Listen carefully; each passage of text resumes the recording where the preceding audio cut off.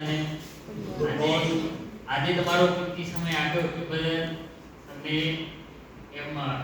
Welcome કરું છું. અને આ મંચ પરથી એક આ પ્લેટફોર્મ અમારા જેવાને પણ મળી છે, જેથી અમારો ડેવલપમેન્ટ, કદાચ સમાજનું ડેવલપમેન્ટ અને આપણા દેશોમાં કંઈ ડેવલપમેન્ટ છે.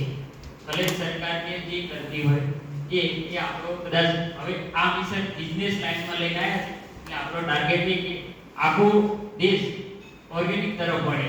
આવનાર સમયમાં આપણું સ્વાસ્થ્ય બગડેલું હશે તો ઘણા બધા પ્રશ્નો સર્જાશે. નાનપણમાં છોકરાને ડાયાબિટીસ થઈ જાય છે, નાના 5 વર્ષના છોકરાને પણ ડાયાબિટીસ જોવા મળે. આવું જિંદગીમાં તમે ક્યારે અત્યારે જોયું ના હોય એવી પણ સમસ્યા આવે. એના માટે 10 લાખ 15 લાખ ખર્ચો એ આપણી કેપેસિટીની બહાર છે. અને એ સમય હજી વધારે આવી શકે એ પહેલા જ આપણે કદાચ આ તરફ પાળ બાંધીએ તો જીવનમાં ઘણું બધું કંઈક જે સ્વાસ્થ્ય ગુમાવ્યું છે એ આપણે મેળવી શકીએ. હવે વર્લ્ડ ઇકોનોમિક સર્વે એક આપેલું છે લિસ્ટ કે આપણે મોંઘવારી કઈ રીતે છે એ હું તમને આ રેશિયો જણાવી દઉં, જેથી તમને કદાચ અંદાજ આવશે કે કઈ એ દેશ કે આપણું ખુદનું મેનેજમેન્ટ કરવું જરૂરી છે.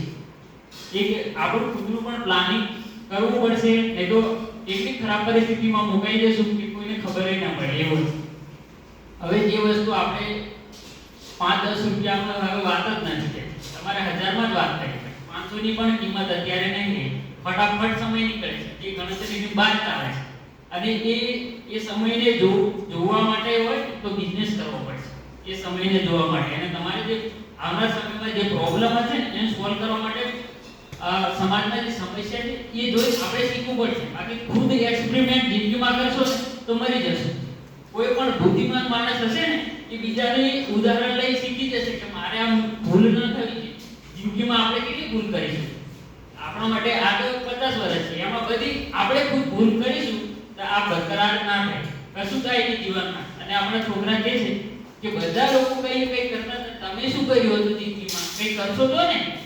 કોઈ તમને આપણા છોકરા આપણને પૂછે કે બાબા આ 3G 4G જમાનો ઓનલાઈન બિઝનેસ, YouTube નો બિઝનેસ ચાલે છે, આટલા વ્યુઅર્સ છે, આટલા કમાઈ છે, એ બધું કહે છે. તો તમે શું કરતા હતા? YouTube પર ચેનલ છે તમારી, Facebook પર છે, તમે એડવર્ટાઇઝ કઈ આપી છે? એવું કશું જ ના કરશો તો તે દિવસે કે તમે આટલા યુગની અંદર જીવતા હતા, અમે કશું કર્યું જ નહીં એમ કહે છે. એના માટે વર્લ્ડ ઇકોનોમિક સર્વે કહે છે કે 1940 થી 60 માં 10 રૂપિયાથી ખર્ચ ચાલુ હતું. 1940 થી 60 ની અંદર 10 રૂપિયા અને 1960 થી 80 ની અંદર 100 રૂપિયામાં ખર્ચ ચાલતું હતું એવું કહે છે. એ વર્લ્ડ ઇકોનોમિક સર્વે કહે છે. આ હું નહીં કહે, પણ મારી જોડે લખેલું છે એટલે તમને જણાવ્યું, એટલે તમને ખબર પડશે કે આપણા સમય કેવો છે. 1980 થી 2000 ની સાલમાં 1000 રૂપિયા ખર્ચ ચાલતું હતું. 2000 ની વાત 1000 રૂપિયા કદાચ આપણે બધાએ જોયું હશે. અને 2000 થી 2020 ની અંદર 10,000 થી અત્યારે ખર્ચ ચાલે છે થોડું ઘણું. પણ ફર્સ્ટ ક્લાસ ચલાવવા માટે 1 લાખ રૂપિયા જોઈએ. હાજી, તમારે ફર્સ્ટ ક્લાસ જિંદગી જીવી હશે ને તો કેટલા રૂપિયા જોશે? 1 લાખ રૂપિયા જો કમ્પ્લીટ જિંદગી જીવી હોય તો. અને 2020 થી 2040 ની અંદર કેટલા રૂપિયા જોશે? 1 લાખ રૂપિયા જોશે. અને બેસ્ટ લાઈફ જીવી હોય તો 10 લાખ. કેટલા જોશે? 10 લાખ તમારા હશે તો જ પરવડશે, બાકી કશું થાય નહીં. એક ભુટિયામાં એક સાહેબ છે, એમના છોકરાની વાત કરીએ તો એમાં એવું થયું એમને એ ભાઈને એડમિશન MBBS માં મળ્યું. શેમાં મળ્યું? MBBS માં. પણ સંજોગોવશ એવું થયું એને સેલ્ફ ફાઇનાન્સ માં એડમિશન મળ્યું. તો એક સેમેસ્ટરની ફીસ કેટલી હતી? 12 લાખ હતી. કેટલી હતી? 12 લાખ. એટલે 12 નીકળી ગયા, કારણ કે આપણી ગજાની બહાર છે, ખિસ્સાની બહારની વસ્તુ છે. કોઈની તાકાત છે 12 લાખ એક સેમેસ્ટરમાં ગાળવાની? વર્ષમાં 24 લાખ જોઈએ. અને 4 વર્ષના કેટલા થઈ જાય ગણી લેવાનું. એટલે એ આપણી કેપેસિટી, ભલે આપણા છોકરામાં ટેલેન્ટ હોય પણ પૈસા હોવા જોઈએ. આ સંબંધ આદિ શેનાથી ટકે છે? મની હશે તો બધું જ હશે. દુશ્મન પણ આપણા મિત્રો બની છે. એટલે આ બિઝનેસ પણ શીખવાનું છે, એની સાથે આપણે પૈસા, સામાજિક સંબંધો ડેવલપ કરવા માટે, આ બધા જ માટે આપણે પૈસા ઘણો ઇમ્પોર્ટન્ટ રોલ है. पैसे कुछ नहीं होते पर बहुत कुछ होते हैं. पैसे क्या होते हैं?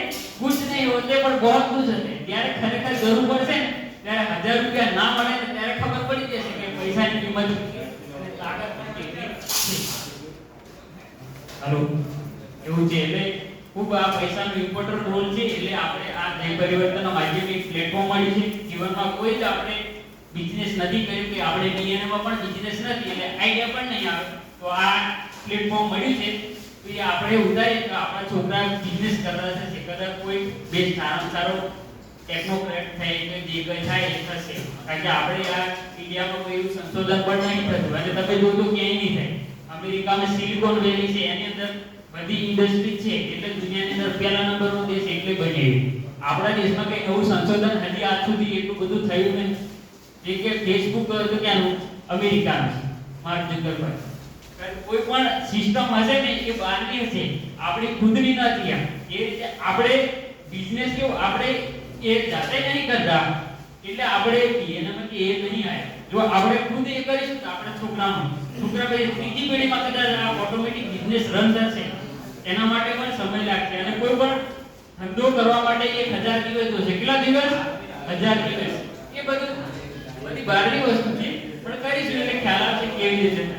સારું, થેન્ક યુ. મારી વાણીનો વિરામ આપું. તમે મને સાંભળી અને આ પ્લેટફોર્મ મળી એ પ્લેટફોર્મને હું આભાર માનું છું કે જેથી તમને મને સમજાવવાનું મને કંઈ એ કંઈ મેં શું પણ સમજ્યું છે એ તમને જણાવો અને મને જો ઉપયોગી લાગે એવું વિચારજો, એના વિશે થિંક કરજો. વર્લ્ડ ઇકોનોમી સર્વે છે એ તમે ખાસ યાદ રાખજો. આવનાર સમયમાં તમને જો ઉપયોગી થાય તો લખજો અને લખી રાખજો. એ બહુ કામનું છે. જ્યારે તમારા છોકરા કદાચ મોટા ને એમબીબીએસ માં ના 12 લાખ માંગશે તે દિવસે ખબર પડશે કે મનીનો પાવર કેટલો છે. સારું, થેન્ક યુ.